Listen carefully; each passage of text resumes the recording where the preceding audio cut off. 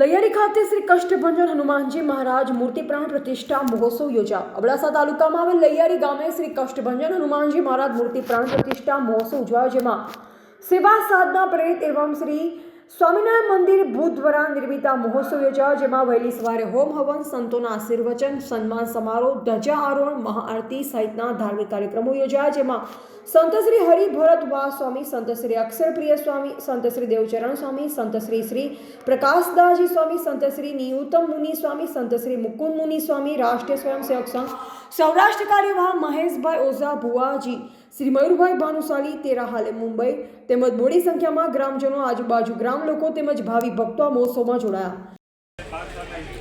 જય શ્રી રામ, જય શ્રી સ્વામિનારાયણ। મારું નામ સ્વામી અક્ષરપ્રિયદાસ છે। કચ્છના શિવાલયનું નામ છે લૈયારી। લૈયારીમાં સ્વયંભૂ હનુમાનજીનું મંદિર હતું, પણ બાંધકામ નહોતું, તો સેવા સાધના અને સ્વામિનારાયણ મંદિર ભુજ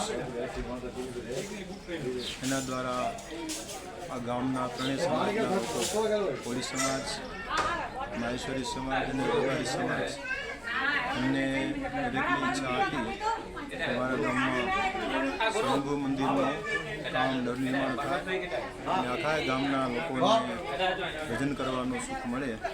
એટલે ભુજ મંદિરના પૂજ્ય મહંત સદગુરુ પુરાણી સ્વામી ધર્માનંદદાસજી સ્વામીની આજ્ઞા અને આશીર્વાદથી પ્રસાદી મંદિરના મહંત સદગુરુ પુરાણી સ્વામી બાલકૃષ્ણદાસજી તથા સદગુરુ પુરાણી સ્વામી હરિભરતદાસજી, આ બંને સંતોની પ્રેરણાથી આ ગામમાં સરસ હનુમાનજી મહારાજનું મંદિર નવનિર્માણ થયું।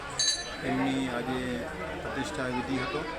પ્રતિષ્ઠા વિધિમાં ભુજથી સંતો પધાર્યા, તેમજ આરએસએસના કાર્યકરોની પણ ઉપસ્થિતિ હતી, સેવા સાધનાના પણ બધા કાર્યકરો અને ખાસ કરીને આ ગામના જ કોળી સમાજ, રબારી સમાજ અને માહેશ્વરી સમાજ દરેક લોકો સાથે મળી અને આવો સરસ પ્રતિષ્ઠા મહોત્સવનો વિધિ સંપન્ન કર્યો। ભુજ મંદિરના પૂજ્ય મહાન સ્વામીની એવી જ અપેક્ષાઓ હોય છે કે જે લોકોની પાસે જે આરાધ્ય છે એ આરાધ્યના મંદિરોનું નવનિર્માણ કરાવી આપવું, જેથી કરી અને બધા લોકો સાથે મળી અને સત્સંગ ભજન કરે અને જીવનમાં જે કંઈ વ્યસનો છે એ વ્યસનોથી દૂર થાય અને દેશની ભાવનાની સાથે હિન્દુત્વની ભાવના, સનાતનની ભાવના પણ મજબૂત થાય અને સૌ લોકો સાથે મળીને રહે એવી સંતોની અપેક્ષાઓ હોય છે। અને આજના દિવસે પૂજ્ય સંતોએ પણ એક મેસેજ આપ્યો છે કે આપ સૌ ગ્રામજનો મંદિરમાં રોજ આવજો અને એમની સાથે સાથે આપણા ગામના બાળકો સંસ્કાર કેન્દ્રનું અહીંયા નિર્માણ કરી આપ્યું છે ભુજ મંદિરે, તો એની અંદર પણ આપણા બાળકોને મૂકી અને એમને પણ સારા સંસ્કારો મળે, દેશભક્તિની સાથે આપણી આધ્યાત્મિક શક્તિ છે એમની પણ ભાવના જાગે, આવા સંકલ્પો પૂજ્ય સંતોએ કરાવ્યા છે। તો અમે પણ ધન્યવાદ પાઠવીએ છીએ આ ગ્રામવાસીઓને કે એમની ઈચ્છા હતી કે અમને આ મંદિરનું નિર્માણ કરવું છે, એમની શક્તિ નહોતી તો ભુજ મંદિરે આવું સરસ કાર્ય કરી આપ્યું છે અને પ્રેરણા સેવા સાધનાની મળી છે।